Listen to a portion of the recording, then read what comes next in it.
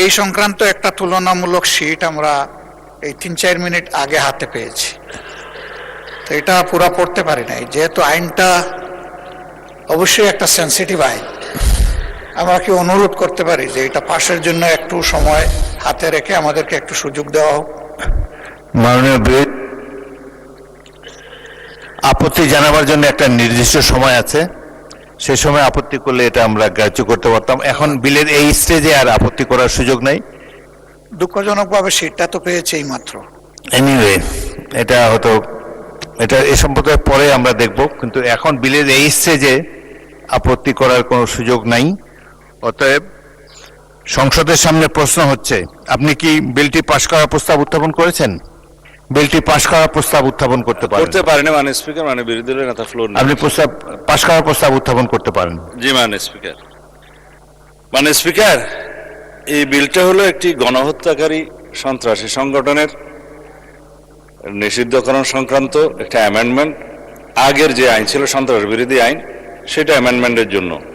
মাননীয় বিরোধী দলীয় নেতা নিশ্চয়ই স্মরণে থাকার কথা, ওনারা এবং এনসিপির বন্ধুরা সবাই মিলে এটা আন্দোলন করেছিলেন। সেই আন্দোলনের প্রেক্ষিতে এটা মোটামুটি বাংলাদেশে একটা জনমত সৃষ্টি হয়েছিল। সেই প্রেক্ষিতে তাদের কার্যক্রম নিষিদ্ধ করা হয়েছে সন্ত্রাস বিরোধী আইনে, এবং অ্যাকর্ডিংলি সেটা নির্বাচন কমিশনে তাদের রেজিস্ট্রেশনটাও সাসপেন্ডেড হয়ে আছে।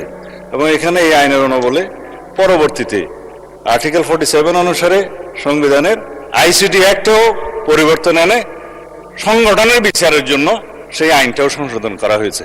এখন আপনারা যদি এর উপরে আলোচনা করতে চান, আমার মনে হয়